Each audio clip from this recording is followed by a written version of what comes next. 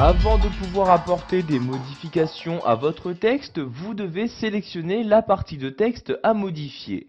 Donc nous allons voir ici quelles sont les différentes possibilités, qui sont offertes pour pouvoir sélectionner le texte à modifier. Pour commencer, nous allons voir qu'il est possible d'utiliser le curseur de notre souris pour sélectionner du texte.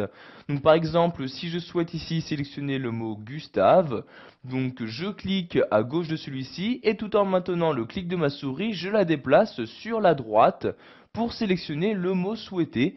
Et vous voyez, caractère par caractère, je peux sélectionner le mot.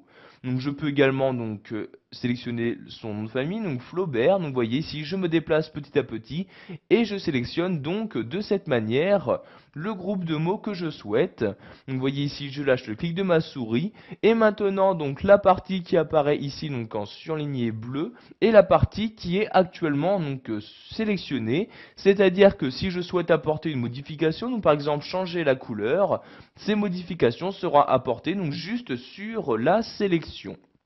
Donc pour désélectionner votre texte, vous n'avez juste qu'à cliquer en dehors de la sélection. Vous voyez, je clique par exemple ici et automatiquement le texte n'est plus sélectionné.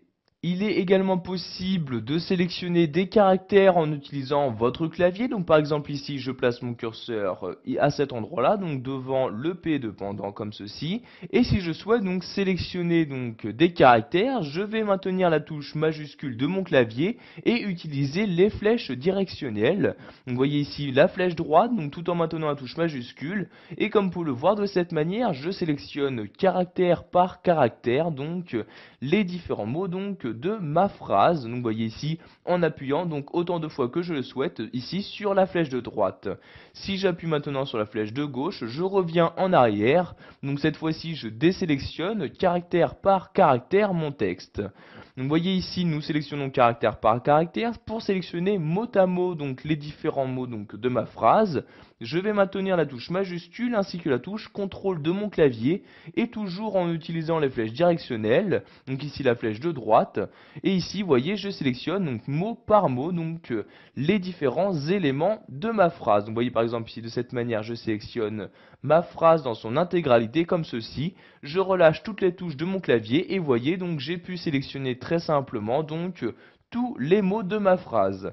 Donc toujours pour désélectionner, vous cliquez en dehors et voyez maintenant la phrase n'est plus sélectionnée.